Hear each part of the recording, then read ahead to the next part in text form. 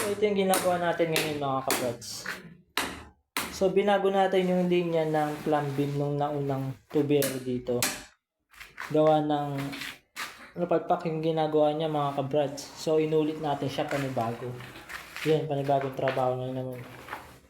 Naghuhukay na naman kami. So papakita ko sa inyo yung loob ng banyo. Kung paano yung ginawa niya. Ayan, nilinyaan ko na siya ng diretso. Hanggang sa may labas doon. So ito yung ginawa niya mga kabrads. Oh. Tignan nyo yung linya ng sa may dumi niya.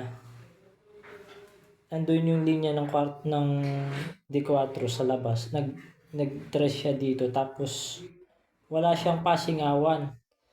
Yung pasingawan niya nakasama sa may sa may floor drain.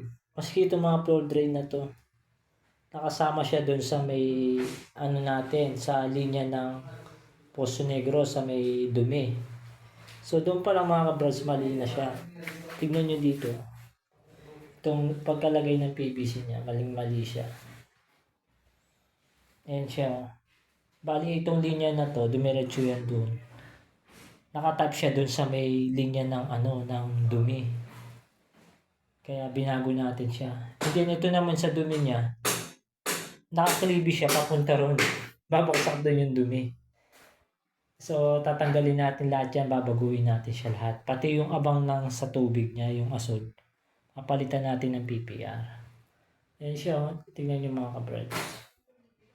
Naka-open din siya. Bali ito yung mga sa abang nila sa taas. Oh. Ito hindi ko nagagalaw ito, okay na to. Yun na lang, yung asol na yun, magre-reducer na lang ako doon. Mag-mel coupling na lang ako doon, tapos PPR yung ilalim. So i-revise na lang natin to. Laking trabaho nito mga kabrads. Ang garon, inukay na namin ang garon diretso kasi meron pang isang CR doon sa palabas doon. Nilalayo ng abang nila. Mali-mali yung pagkaabang niya. Dito pa lang sa pagkakalibi nito sa may poset niya, pabaksak siya dun. Ayun, nakakalibi siya. Ang trick pa naman. Kasi floor drain niya, ayan, nakasama din sa may linya ng inodoro. Kaya kung hindi namin na na solusyonan, tapos na i-tiles na, mamumblema yung gagamit ng CR na to mga kabrads. Kasi babalik yung amoy nung sa CR dito sa may lalabas. Sa may floor drain. Mamamahaw dito sa loob ng CR na. So ayan mga kabrads. Hanggang dito na muna tayo. Papakita ko na lang sa inyo yung finish ng gawa natin. So ito na mga kabrads. Nalinyahan na natin yung sa may niya. Sa may Poso Negro. Ayun na. May pasok na natin siya.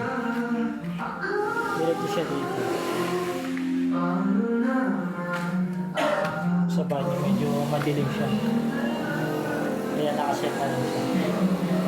Diretso yan ang garon sa labas. Bale yan yung abang ko. Nagkamit lang ako ng wire dyan. Isang pasingawan saka isang tres na paakyat pataas. Ito dito yan, kukonect doon yun sa isang inodoro sa itaas sa second floor. Hindi yung pasingawan. Mga kabrads, nalinyahan na rin natin yung niya. Linya ng tubig. Mga polden. Ayan siya. Papatabunan na natin sa kasamahan natin. So ito yung pagka-install ng loob niya mga kabrads. Bali yung dito mga kabrads, itututok ko na lang yan dun sa mismo kasi naubusan ako ng ng mga fittings na gagamitin ko sa doon. Kaya itututok ko na lang siya, mag-elbow na lang siya pababa. So ayan, 3 set siya mga kabrads. Na-testing ko na rin yung tubig niya. Binuhusan natin ng tubig diyan. Maganda naman yung agos ng tubig palabas doon. Saka mas maklibi din naman palabas doon, nakaklibi din siya. Bali ito 3 siya. 3 siyang umakyat sa taas. Yung dati niyan, 2 lang siya. Kaya kulang siya ng mali-mali yung installing niya. Bali, nagkabali-baligtad siya. Saka nagkasama. So, ayan, naka-prepare na siya. Kung nakikita niyo yung 2 ibabaw, naka-open pa siya. Pagka na lang ginawa ko yung dito, doon ko na lang siya i-install. Pagka install ko yung dito sa taas. Ayan, namatay na yung ilaw. Ito yung sa kabila niya, mga brads. Ayan, pinapasilsil pa natin siya. Bali dito yung lababo niya, saka yung bar counter. I-install din natin yan. Papakita ko rin sa inyo. Inabangan naman natin siya ng mga ano. Saka meron din siyang abang dito, papunta dito sa may downspout niya. Ayan, ito yung binuhusan namin ng isang araw. Abang ng downspout niya. Tapos ito yung small nila, CR. Pang visitor lang, ayan. Sakto lang siya. So, bukas naman yan mga kabrads. PPR naman yung ililinya natin. So, ito na kabrads, nakapag-buhos na tayo. Binuhusan na natin yung unang kwarto na sinira natin. Bali, nakapaglinya na rin tayo ng tubig. PPR. Ayun yung PPR niya. Bubuhos na tayo. Nalagyan pa natin ng bakal. Ayun yung pagkabang ng PPR niya. Bali yung dito, i-actual ko na lang siya dyan. Nilagyan ko muna siya ng mahaba. Kasi ano siya dyan, meron siyang water heater. Kaya yung pagkabang natin. Meron na rin supply pataas. Yung PPR na yun sa taas. Para supply sa itaas. Kasi hindi diniretso na rin siya. Doon na rin ako magkakabit ng gate bar mga kabrad sa may labas.